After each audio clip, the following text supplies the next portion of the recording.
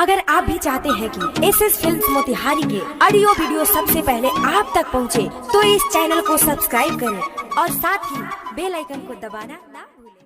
Presented by SS Films Motihari. Music by Saurabh Aishwarya.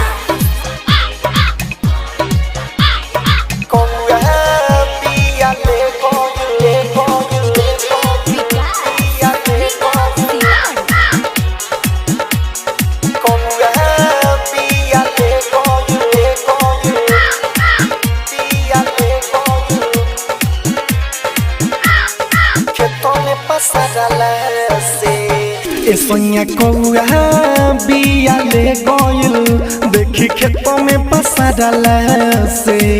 Sonia कौआ बिया ले गइल देखी खेतों में पसा डाला से। तो कथी रोपी जी हो कथी डोभी जी हो कथी रोपी जी कथी डोभी जी नहीं देता निहारला से। सोनिया कौआ बिया ले गइल देखी खेतों में पसा डाला से।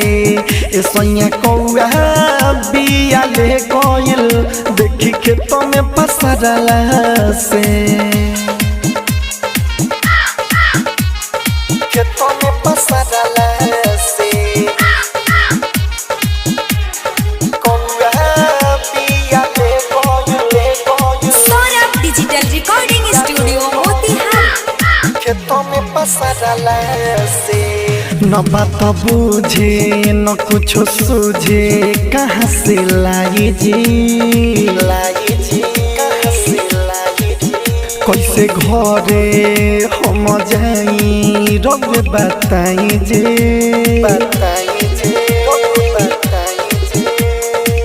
कितनो देखाई ले रोटी नहीं आवता अरे आवता तो सुनिया आवता। न बात बूझे कुछ सूझे कहाँ से लाई जी कहाँ से लाई जी। तो कैसे घरे हम जाई रब बताई जी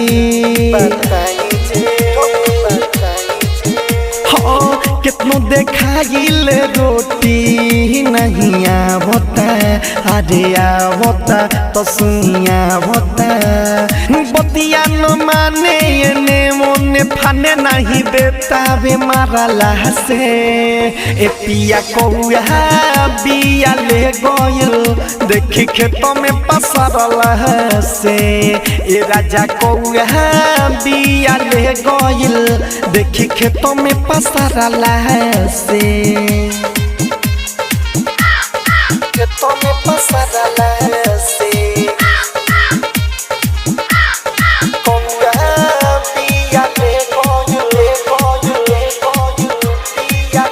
Saurabh digital recording studio Motihari. तो रतन रतने सके देखी भइल हारान तो सौरभ ये सब साथे सुधीर के न ध्यान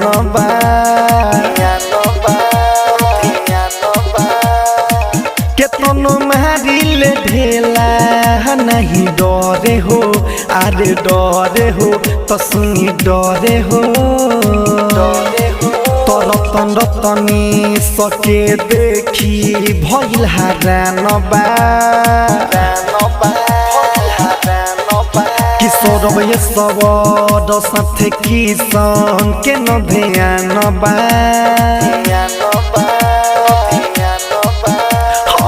केतनो मारिले ढेला नहीं डरे हो अरे डरे हो तो सुनी डरे हो। रउए बताई हम कैसे मनाई तो बिना झगड़ा से। ए सोनिया कौआ बिया ले गइल देखी खेतों में पसा डाला से। ए सोनिया कौआ बिया ले गइल देखी खेतों में पसा डाला से। सौरभ डिजिटल